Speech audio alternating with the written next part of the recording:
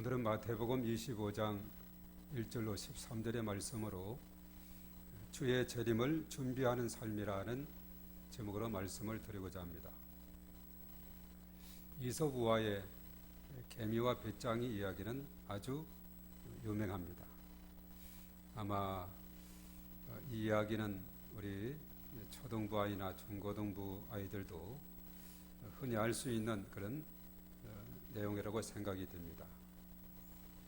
개미는 아주 부지런하고 그렇지만 배짱이는 아주 게으르고 아주 놀기를 좋아하는 그런 유행이죠. 개미는 여름철 그 뜨거운 태양 아래서 땀을 뻘뻘 흘리면서 열심히 일을 하고 저축을 하고 월동을 준비했습니다. 그러나 배짱이는 그늘을 찾아다니면서 노래나 부르고 빈둥빈둥 놀기만 했습니다. 그런데 이제 겨울이 닥쳐오게 됐어요.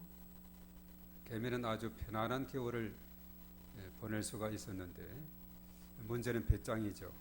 아무것도 모아놓은 것이 없기 때문에. 그래서 개미네 집에 찾아가서 좀 도와달라고 요청을 하게 됩니다.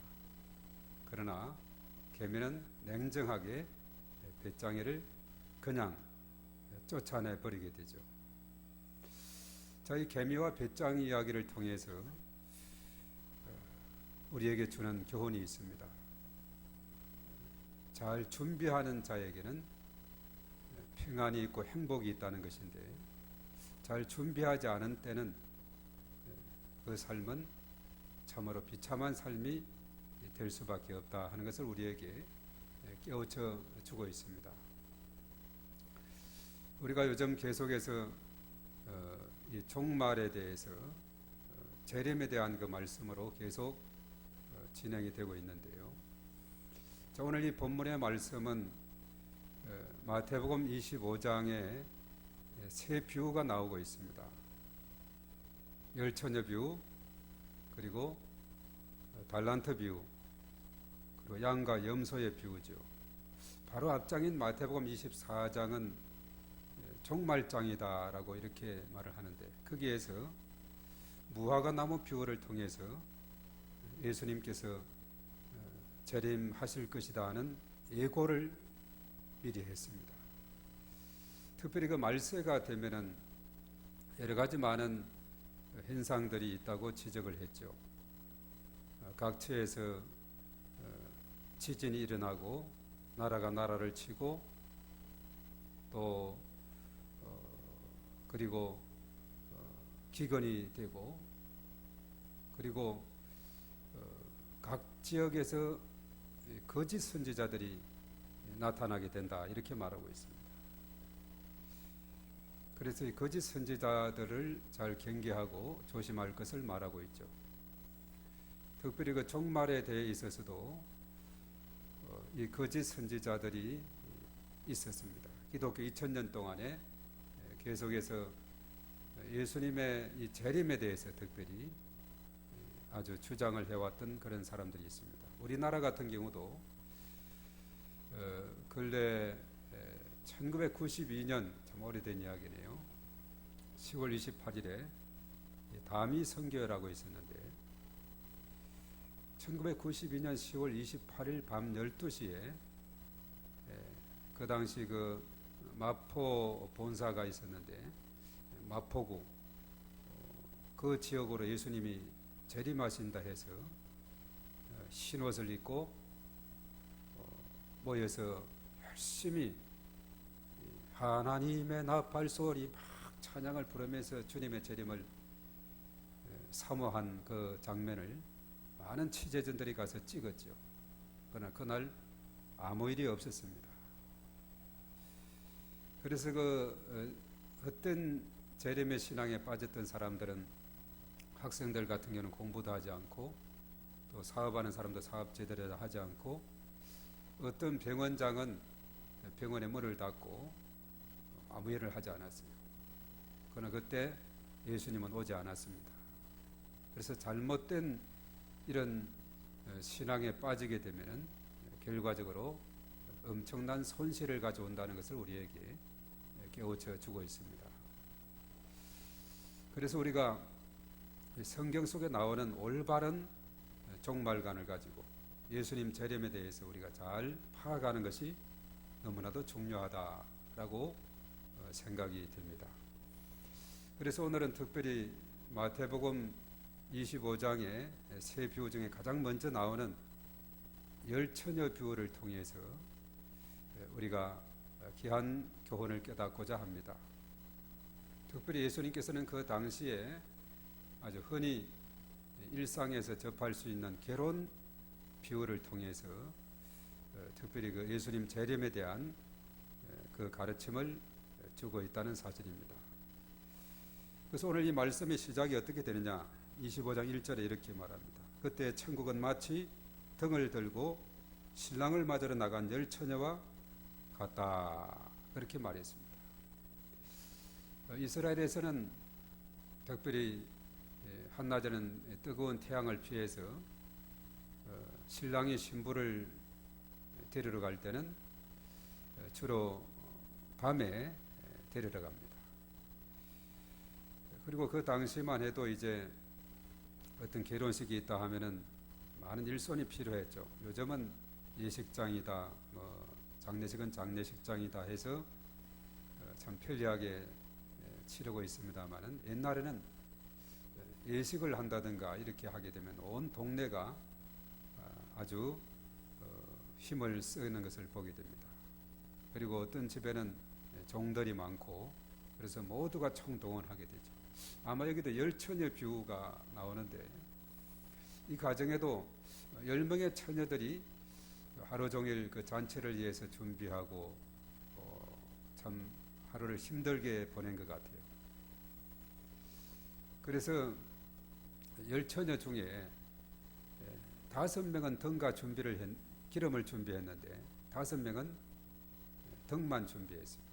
물론 그 등에는 기름이 조금 있죠. 초기에는 다 불을 켜고 등을 쓸 수가 있었습니다. 그런데 문제는 신랑이 예상한 시간에 오지 않고 더 지체되면서 문제가 되는 거죠. 또 지체가 되다 보니 모두가 너무나 고뇌해서 깜빡 잠에 들었는데 막 신랑이 온다는 소식이 들리자 깨어나 보니 등만 준비했던 그 미련한 5 처녀들은 자기들의 등불이 꺼져가니 이제 등과 기름을 함께 준비한 다른 5 처녀에게 도움을 요청합니다. 기름 좀 빌려달라고. 자, 그러자 등과 기름을 준비한 이 5 처녀는 우리와 너그 쓰기에 다 부족하니 파는 사람에게 가서 사서 와라 해서 보내게 되죠. 그들이 기름을 사러 간 사이에 이제 신랑 대신 예수님께서 오신 겁니다. 그리고 이 등과 기름을 준비했던 설기 있는 5 처녀는 그 혼인잔치에 참여하게 되고 문은 굳게 닫히게 됩니다. 조금 있으니까 이제 기름을 사러 갔던 미련한 5 처녀들이 이제 왔는데 문은 닫혀 있어요. 문을 두드리면서 우리에게 문을 열어주소서 이렇게 하지만은 내가 너희를 도무지 알지 못한다 하면서 문은 결국 열리지 않았어요. 자, 이것을 보면서 우리에게 주는 귀한 교훈이 있습니다. 특별히 이 말씀을 통해서 볼 때 우리가 몇 가지 생각할 것이 있습니다.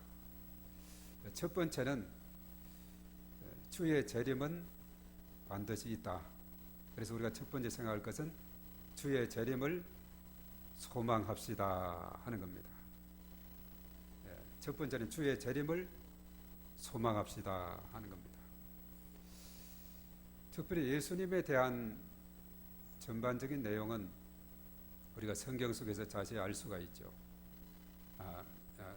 특별히 구약은 오실 예수 그리스도에 대해서 예언을 했고, 그리고 이제 신약 성경은 이미 오셨고 다시 오실 예수 그리스도에 대해서 이제 기록한 책이 됩니다. 그래서 특별히 예수님은 삼위일체 하나님으로서 태초부터 계셨고 천지 창조에 함께 참여했으며 또 역사를 주관하는 분으로, 그리고 구약 성경에서 수없이 예수님에 대한 예언의 말씀을 했죠. 그래서 이제 때가 되어서 예수님께서 이 땅에 오시게 됐는데, 요한복음 1장 14절의 말씀에 말씀이 육신이 되어 우리 가운데 거했다. 이제 육신의 모습으로 이 땅에 오시게 된 겁니다. 그래서 예수님께서 육신의 모습으로 이 땅에 오셔서 이제 우리에게 참 소망이 되신 것이죠. 요한복음 3장 16절에 하나님이 세상을 이처럼 사랑하사 독생자를 주셨으니 이는 그를 믿는 자마다 멸망하지 않고 영생을 얻게 하려 하심이라, 그렇게 말씀을 했죠. 그래서 예수님께서 이 땅에 오심은 우리의 소망이 된 겁니다. 누구든지 믿음으로 영원한 생명을 얻을 수가 있게 되는 것이죠. 그래서 예수님께서 이 땅에 오셔서 또한 십자가를 지셨어요. 예수님의 십자가 지심은 그가 근본 하나님과 같은 분이었지만은 낮고 천한 인간 세상에 와서 죽기까지 복종해서 십자가를 지셨다. 빌립보서 2장 5절에서 8절에 말씀을 했죠. 그래서 예수님은 세상 죄를 지고 가는 하나님의 어린 양이 되었어요. 요한복음 1장 29절의 말씀처럼. 그래서 모든 짐을 짊어지시고 가신 예수 그리스도, 그분을 마음속에 믿기만 하면 우리가 구원을 얻을 수가 있게 된 것입니다. 우리가 구약 시대에 보면은 광야길에 모세가 이스라엘 백성들을 인도할 때 광야에서 원망하고 불평하고 백성들이 그래하자 하나님께서 노하셨어요. 그래서 어느 날 불뱀을 만들어서 광야에 풀어놓으니 그 당시에는 천막이 집이었죠. 천막 속으로 뱀이 들어가서 백성들을 물어요. 많은 사람들이 죽어나갑니다. 그를 불쌍히 여기사 이제 모세가 노뱀을 만들어서 장대에 매달게 됩니다. 누구든지 불뱀에 물렸다 할지라도 이제 노뱀을 쳐다보기만 하면 구원을 받았어요. 마찬가지로 요한복음 3장 14절 이하에 그랬죠. 모세가 광야에서 뱀을 든 것 같이 인자도 들려야 하리라. 바로 이것은 예수님의 십자가 지심을 의미하고 있죠. 십자가 지신 예수 그리스도, 그분을 믿기만 하면은 이제 구원을 받을 수가 있다는 사실입니다. 이제 십자가에서 끝난 것이 아니라 장사 지낸 바 되었다가 3일 만에 다시 예수님은 살아나셨어요. 그래서 예수님은 부활하신 것이죠. 그리고 이 땅에 40일 동안에, 사도행전 1장에 보면 40일 동안에 가시다가 막달라 마리아와 여러 제자들, 그리고 사도 바울, 하여튼 40일 동안에 많은 사람들에게 나타나시고 성천하셨습니다. 그리고 10일 후에 성령을 이 땅에 보내셨죠.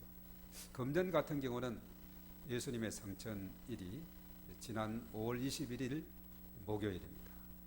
그리고 그 이후 10일 후가 바로 31일 오늘이죠. 그래서 오늘은 성령 강림 주일이다, 이렇게 말을 하고 있습니다. 그리고 이제 예수님께서는 여전히 하나님 보좌 우편에 계시면서 중보자로 역할을 하고 있습니다. 히브리서 8장과 9장 말씀에서 그것을 잘 말씀하고 있죠. 새 언약의 중보자 되신다, 이렇게 말씀하고 있습니다.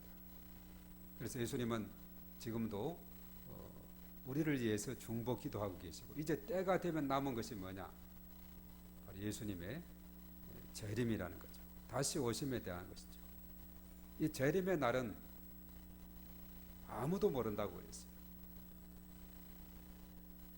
마태복음 24장 36절의 말씀에 천사도 모르고 아들도 모르고 오직 아버지만 아신다, 그렇게 말씀했죠.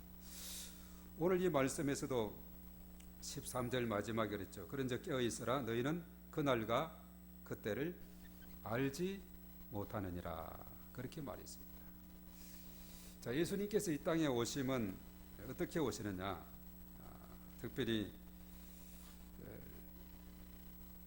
천사들과 함께 오신다라고 그렇게 말씀하고 있죠. 그리고 예수님께서 이 땅에 오실 때 구름을 타고 오신다라고 말씀을 하고 있습니다. 자, 흔히 지금은 말세라고 잘 이해를 해야 돼. 종말의 상황에 대해서 잘 이해를 해야 되겠다. 그런데 예수님은 분명히 다시 오시는 것은 분명하다.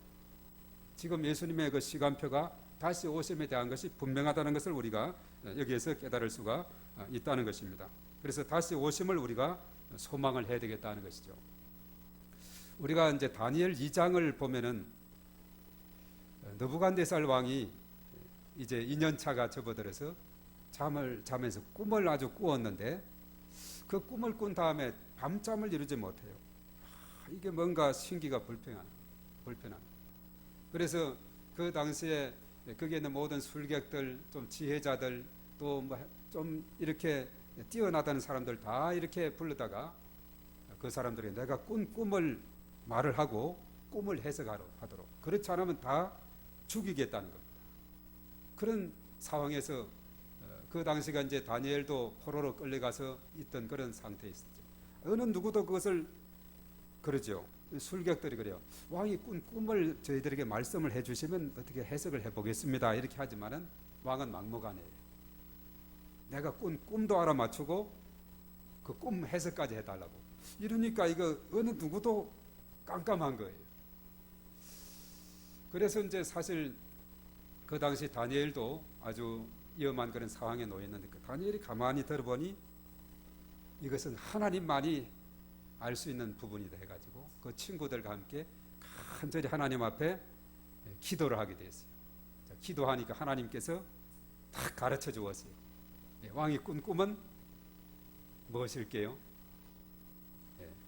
그 당시 느부갓네살 왕이 꾼 꿈이었는데 2년차 되었고, 그래서 우리가 넌센스 퀴즈에도 있죠. 이 세상에서 가장 어린 나이에 왕이 된 사람 누구죠? 느부갓네살 왕. 그렇게 넌센스 하는데, 그래서 그 당시에 꾼 꿈이 뭐냐? 다음 그림을 한번 보면서 살피도록 하겠어요. 이겁니다. 왕이 꾼 꿈이 바로 이것이었어요. 그 당시 어떤 지혜자도 알 수가 없었는데 하나님이 주신 그 지혜로 다니엘이 딱 알아맞혔어요. 이것이 뭐냐? 큰 신상의 꿈을 꾸었습니다. 그런데 신상을 자세히 보면은 또 저렇게 나와 있는데, 자세히 보면 머리는 뭐로 되어 있어요? 금으로 되어 있고, 그리고 팔하고 가슴은 금 다음에 은이죠. 우리가 그 다음은 배와 허벅지는 노시라고도 하는데, 그리고 장단지는 철이라고 하죠. 철. 그리고 발은 철과 진흙으로 되어 있다 하는 겁니다. 이것을 이제 왕이 꾸고는 도저히 이것이 무슨 의미인지 잠을 못 이루는 가운데 있어요. 그래서 다니엘이 딱 이것을 큰 신상인데 머리는 금이고, 그리고 그 다음에 팔과 가슴은 은이고, 그리고 배와 허벅지는 동이고, 그리고 장단지 쪽은 철이고, 그리고 발은 철과 진흙으로 이렇게 되어 있습니다. 그리고 이제 아무도 손대지 않은 돌, 옛날에는 떠인 돌이다 이렇게 했는데 그 돌이 있어가지고 꽉 그 발을 내리치니까 저 우상이 어떻게 되느냐? 발을 내리치니까 그대로 쓰러져 버려가지고 그냥 겨처럼 다 그냥 날아가 버리는 그런 상황이 됐어요. 그러면서 저것은 이제 해석을 해줘야 되는데, 바로 이 머리, 금, 그 당시 최고의 나라가 바로 바벨론이었고 최고의 왕이 느부갓네살 왕이었어요. 바로 머리는 바벨론을 말하고 있고, 그리고 이제 앞으로 되어질 나라에 대한 그런 것을 여기에서 말해주고 있는데, 그 다음에 팔과 가슴은 은으로 되어 있는데 바벨론을 멸망시키는 메데 파사 페르시아를 의미하고 있고, 그리고 이제 그 다음에 나라가 페르시아를 멸망시킨 이제 그리스 알렉산더를 말하고 있어요. 헬라 그리스를 말하고 있고, 동, 그리고 철은 뭐냐? 로마 시대를 말하고 있다. 로마. 그리고 맨 밑에 철과 진흙은 뭐냐? 로마 시대가 그 당시 이제 지중해 연안을 다 통일을 했는데, 여러 나라를 통일을 했는데 철과 진흙이 서로 융합이 되지 않듯이 이 나라가 통일을 했는데 서로가 융합이 잘 안 되는 그런 가운데 있고, 그리고 이제 더 나아가서는 열국, 많은 나라들을 의미하고 있는데, 앞으로 세상이 되어지는 일들에 대해서 언급하고 있는데, 그 아무도 손대지 않은 돌, 뜨인 돌은 뭐냐? 그 돌은 예수님을 의미하고 있다. 그 성경에서 돌은 예수님을 의미하는 그런 부분이 이사야라든가 또 그 말씀들을 인용했던, 우리가 이제 나중에 베드로서에서인가 보면은 베드로전서 2장 6절에서 8절에 그것을 잘 인용을 했어요. 그래서 그 당시 시편이나 이사야서에서 바로 예수님을 메시아, 이것을 돌로서 상정했다 했는데, 베드로전서 2장 6절에서 8절에 이렇게 말했어요. 성경에 기록되었으되 보라, 내가 택한 보배로운 모퉁이 돌을 시온에 두노니 그를 믿는 자는 부끄러움을 당하지 아니하리라 하였으니, 그러므로 믿는 너희에게는 보배이나 믿지 아니하는 자에게는 건축자들이 버린 그 돌이 모퉁이의 머릿돌이 되고, 또한 부딪히는 돌과 걸려 넘어지게 하는 바위가 되었도다, 이렇게 말씀했어요. 예. 그래서 돌은 예수님을 상징하고 있어요. 그리고 우상을 돌이 치게 되니까 태사를 이루어서 온 세계에 가득하게 됐다, 이렇게 했는데, 이 산은 성경에서 왕국을 의미하고 있습니다. 바로 하나님의 나라, 하나님의 왕국을 건설하게 되는. 그래서 태산을 이루었다는 것은 점점 하나님의 왕국이 이제 커진다는 것을 말하는, 예수 그리스도의 복음이 땅끝까지 전파되어서 점점 하나님 나라가 확대되는 것을 의미하고 있다 하는 사실입니다. 그래서 우리가 사실은 보면은 이제 하나님께서 예수님을 이 땅에 보내셔서 예수님을 통해서 이제 하나님 나라가 더 확장이 돼가고, 또 12 제자들을 선정하시고, 그리고 계속해서 주의 복음이 뻗어가서 2000년의 역사를 통해서 오늘까지 오게 됐는데, 앞으로 점점 이렇게 확대가 돼서 천년왕국이 건설이 되어서 거기서 다스리시고 영원히 통치하실 것이다, 철장 권세를 가지고 통치하실 것이다, 그렇게 말씀하고 있습니다. 그래서 이제 하나님 나라가 점점 확장이 되는 것. 그래서 느부갓네살의 꿈은 그리스도가 다시 이 땅에 오셔서 지상의 그의 통치권을 확립하시고 그 모든 나라를 복종시킬 것이라는 천년 왕국을 가리키고 있다, 이렇게 말하고 있습니다. 그래서 이사야 11장 9절이나 하박국 2장 14절처럼 물이 바다를 덮음같이 점점 온 세상에 이제 여호와의 영광을 인정하는 것이 가득하게 될 것이다 하는 것입니다. 이것을 그 당시에 최고의 권력자인 느부갓네살에게 꿈으로 보였는데 도저히 해석을 못했는데, 누가 해석을 했느냐? 다니엘이 하나님의 지혜로 했어요. 그래서 다니엘은 이제 전체를 통치할 수 있는, 그러니까 이제 그에게 큰 좋은 선물을 주었을 뿐만 아니라 결국 그를 높여서 국무총리의 자리까지 올라가는. 그래서 우리가 다른 이방 나라에 가서 이렇게 국무총리까지 된 사람이 요셉도 그렇죠, 모르드게 그렇죠, 다니엘이 그런 것을 보게 됩니다. 그래서 이러한 기사들을 통해서 봐도 예수님은 다시 오기 때문에, 그 오는 날은 우리에게 축복의 날이기 때문에 우리가 그 날을 우리가 소망을 해야 될 이유다 하는 사실이죠. 자, 두 번째는 우리 다 같이 따라합니다. 항상 깨어 준비합시다. 열처녀 비유에서 우리에게 주는 교훈은 항상 준비된 삶으로 깨어 있어야 된다 하는 것을 우리에게 가르쳐주고 있어요. 깨어 있어라 해서 밤에 잠도 자지 말고 눈을 항상 부릅뜨고 있으라는 그런 말이 아닙니다. 바로 미리 기름을 준비한 슬기로운 5 처녀처럼 신앙의 내용을 확실하고 충분하게 채우는 삶을 의미하고 있어요. 확실하면서도 충분하게 채우는 것을 말을 하고 있다는 것입니다. 만약의 경우를 대비해서 이제 여분의 기름을 준비했던 그 5 처녀는, 설기 있는 처녀는 혼인잔치에 참여하게 됐죠. 그렇지 않고 이쯤이면 됐다 하면서 만약의 경우를 대비하지 않았던 미련한 처녀들은 그 잔치에 참여하지 않았어요. 이만하면 충분해가 아니라 우리 다 같이 따라해 충분하지만 조금 더. 그게 중요한 거예요. 예. 등에 다 기름이 있어요. 그러나 슬기로운 처녀는 기름병을 더 준비해서 준비를 하게 되니 제 시간이 안 오니까 등에 있는 기름은 다 타버리고 꺼져가는데 이제 준비한 기름을 보충하면서 더 그 잔치에 기다림에 참여할 수가 있게 되는 것을 보게 되죠. 그래서 충분하지만 조금 더가 참으로 중요한 의미를 우리에게 알려주고 있다는 것입니다. 물론 신랑이 예상했던 시간에 도착했다면 그들도 아무런 문제가 없었겠지만은 그러나 세상 일은 내 예측대로 다 되는 것이 아니죠. 예측을 빗나갈 때가 덜어 있습니다. 예수님께서는 이 재림이 사람들이 예상할 수 있는 때에 이루어지지 않는다고 말했어요. 오늘 13절의 말씀에 그 말씀을 하고 있죠. 우리 13절 한 절을 보도록 하겠습니다. 자, 마지막 13절, 예, 다 같이 시작. 그런즉 깨어 있으라. 너희는 그날과 그때를 알지 못하느니라. 예, 그날과 그때를 알지 못한다 그랬습니다.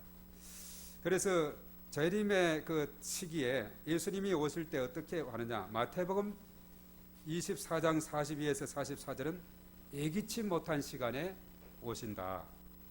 그리고 이제 그것을 더 실감나게 표현하는 것은 데살로니가전서 5장 2절의 말씀에 도둑같이 오신다. 그렇게 말하고 있어요. 도둑같이 오신다. 도둑이 막 간다고 소리 안 치죠. 살금살금 베란다를 타고 와서 도둑질하게 하죠. 예수님은 도둑같이 오시고 예기치 못한 시간에 오시고 그날은 아들도 천사도 모르고 오직 아버지만 아신다 하는 겁니다. 그러므로 이만하면 천국에 들어가겠지 자만하다가 내 등불이 꺼질 수 있다는 사실을 기억해야 됩니다. 마땅히 해야 할 것보다도 조금 더 섬기고 조금 더 자신을 돌아보는 태도가 우리에게 너무나 중요하다는 것이죠. 그래서 항상 깨어 있어 준비하는 삶은 어떤 삶이냐? 있는 자리에서 최선을 다하는 겁니다. 우리의 생활이 예배가 되는 겁니다. 이따가 우리가 찬송가 176장을 부르겠습니다마는 충성을 다하는 거예요. 그리고 잘했다 칭찬받는 그런 삶으로 우리가 살아가는 삶 이겁니다.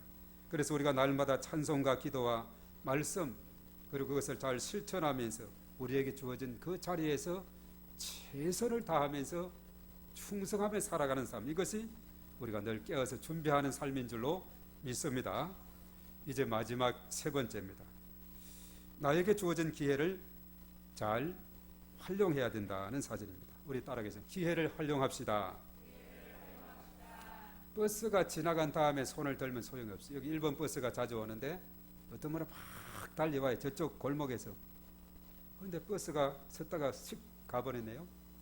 그것도 소용없어요. 손 들어도 소용없는 겁니다. 그러니까 미리 나와서 딱 오면 손 들고 있으면 버스가 딱 기다리고 타십시오 하면 타고 목적지까지 가면 되는 거죠. 그래서 모든 것은 이 기회를 잘 포착을 해야 된다는 사실입니다. 기회는 자주 오는 것이 아닙니다.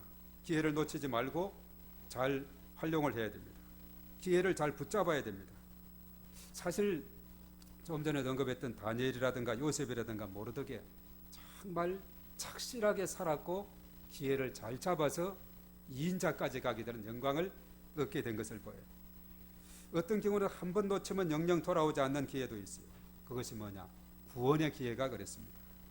미련한 5 처녀가 기름을 사온 후에 문을 열어주소서 하지만 문은 굳게 닫혔어요. 내가 너희를 알지 못하노라. 12절에 그렇게 말했죠. 우리가 시편을 우리가 지난달 우리가 묵상을 5월달에 이제 묵상하면서 요한복음 끝내고 시편 몇 편을 우리가 함께 살폈죠. 거기에서 보니까 시편 115편의 말씀에 17절의 말씀 찬양을 하지 못하는 자가 있더라고요. 찬양을 못하는 자. 그는 누구인가? 죽은 자는 찬양을 못한다. 그렇게 말하고 있습니다. 살아있을 때 가능한 거예요. 구원도 살아있을 때 기회인 줄로 믿습니다. 죽은 다음엔 소용이 없어요. 우리가 지난번에 누가복음 16장 19절에서 31절에 부자와 거지 나사로 이야기를 통해서 들었죠. 죽은 다음에는 구원의 기회가 없어요. 살아있을 때가 기회다는 거죠. 그리고 인생길에서 내게 오는 여러 많은 기회들을 우리가 붙잡을 준비를 우리가 항상 하고 있어야 된다는 사실입니다. 그렇죠? 스티브 잡스가 그랬죠? Connecting the dots. 점들이 연결하니까 선이 되더라. 모든 것은 연결이 되더라. 과거와 현재와 미래가 연결이 되고 다 연결이 되더라. 우리가 성경을 볼 때 예수님의 예언과 탄생, 십자가, 부활, 성천, 그리고 재림, 이것이 다 연결이 되고 그런 것과 같이 모든 것은 연결이 되는 것을 보게 됩니다. 그래서 우리가 우리의 주어진 그 자리에서 신실하게 우리가 충성을 다하고 하나님 앞에 영광을 돌리며 살아가는 그 삶 가운데 하나님께서 우리의 모든 삶을 합력해서 선을 이루시는 좋으신 하나님인 줄로 믿습니다. 가만히 보면 요즘 이 코로나19가 또 뜸하다가 또 다시 이렇게 진행이 되고 참 요즘 우리 지방회를 봐도 지방회 임원을 하는 분들이 참 힘들 것 같아요. 지난 3월, 4월 달에 있는 교회 각종 행사를 다 5월 달까지 있던 거 다 이렇게 미루고 5월 말부터 6월 초 이렇게 또 배정을 했는데 또 이렇게 한 2주간 또 이렇게 또 사회적 거리두기 또 강조를 이렇게 하고 이러니까 막 미루고 막 날짜 잡고 막 얼마나 혼란스러웠어요. 그런데 저희가 이제 임원의 딱 그 과정까지는 잘 마치게 돼요. 임원 들어가면 5년을 해야 되거든요. 부회장, 부서기, 서기, 부회장, 그리고 지방회장, 교역자 회장을 다 해야 되는데 이걸 다 보면은 2015년도에 부서기를 하면서 그때 부서기가 되면 그 당시 이제 총 몰아서 수련회를 준비해야 되는데 베트남 수련회 잘 갔다 왔죠. 서기로서 또 바쁜 일정을 했고 부회장 때는 또 주관에서 진행위원장으로 또 수련회 해야 되는데 마침 국내로 하자 해가지고 그 당시 그럼 국내면 제주도다 이래 했는데 제 생각은 제주도는 좀 식상해 보여요. 몇 년 전에 2009년도에도 제가 복지부장 때 일본에 가기로 했는데 신종플루가 있어가지고 제주도로 옮겨가지고 그때 가게 돼 있어요. 물론 그 다음에 2010년도에는 일본 또 다른 복지부에서 해서 가게 됐습니다만. 그런데 이제 17년도에 국내로 하자 해서 제주도 다 추천을 하는데 그게 아니고 조금 힘들지만 제주도는 모든 인프라가 되어 있기 때문에 쉬워요. 좀 힘들지만 울릉도 하고 독도를 정해서 갔다 왔어요. 이 섬유하니까 얼마나 정신적으로 스트레스가 많은지 몰라요. 날씨가 안 좋으면 그냥 파도가 3m, 4m 되면 올 수도 배가 안 뜨거든요. 참 그런 어려운 그런 섬의 일정은 그런 면이 있어요. 단체가 그렇게 간다 하는 것은 어쩌면은 모험이다 볼 수 있습니다. 그래서 사실은 경비도 한 하루치를 더 비상금으로 준비해서 갔는데 모든 것이 잔잔한 호수와 같아가지고 잘 진행을 하면서 그 예산이 남아서 나중에 지방으로 다시 한입했어요. 그 지방에서 마침 그 당시 누가 선거 나간다고 한 300만 원을 떼서 나눠주니까 돈이 모자라서 각 부서에서 이렇게 막 10%씩 줄여가지고 집행하니까 이것도 모자란데 더 줄였다고 이런 말이 있었는데 그 당시 다 다시 돌려주는 그런 일이 생기게 되죠. 다 10% 줄였던 것도 다 돌려주는 그런 일이 생겼어요. 그리고 2018년도는 지방회장 하면서 유럽연수 무사히 마쳤죠. 요즘 같으면 꿈도 못 꾸는 일이죠. 그때는 마침 대회장으로서 이제 북해도에 일본 가기로 했는데 지진이 갑자기 나는 바람에 일주일 전에 지진이 나버렸어요. 이미 가 있는 지방에도 있고 가서 있는 지방의 사람들은 얼마나 고생을 많이 하고 죽음의 공포까지 느꼈대요. 여기서 죽는구나까지 느낄 정도로 어려움이 있었다. 그래서 갑자기 거기는 안 되겠다 해가지고 옮겼는데 그때 바로 남겨둔 카드 제주도로 가는데 한 주 만에 제주도 정하기가 쉽지 않아요. 근데 마침 그때는 중국에서 사드로 뭐 해가지고 보복한다 해가지고 대거 단체 관광객을 중단시키고 하니까 제주도가 여분이 있는 겁니다. 그래서 제주도 그냥 비행기 표도 괜찮고 호텔도 괜찮고 버스 렌터도 괜찮고 또 가이드도 괜찮고 다 무사히 해가지고 다녀올 수 있는 그런 여건이 된 거죠. 그것도 무사히 잘 마치고 그리고 이제 교역자 회장 때 군산 서천 일대 이런 다녀오는 수련회까지도 다 마치고 탁 넘겨주기까지 잘 마쳤는데 지금 하는 분들은 보면 얼마나 힘들어하는지 몰라요. 날짜를 옮기고 뭐 이래 하고 저리 하고 또 불가피하게 또 날짜를 정했을 때는 철저하게 방역 수칙을 지키고 오시라고 이렇게 강고까지 하고 이런 것을 보면서 모든 것이 하나님께서 다 이렇게 인도하시는구나. 또 우리 2012년도는 또 우리 이 자리로 안산에서 또 올 수 있도록 해주시고, 그 당시만 해도 참 모든 것이 침체했는데 요즘은 광명이 들썩들썩하고 있어요. 뉴타운이다. 또 며칠 전에는 또 학원동에 또 신도시 3기 신도시로 또 발표를 해가지고 아주 거기에도 관심을 많이 쏟고 있죠. 그래서 아주 4,600세대 정도밖에 안 되지만은 그래도 많은 사람들이 눈독을 들이고 있는 것이 바로 학원동이다. 왜냐하면 터널 지나고 바로 거기니까.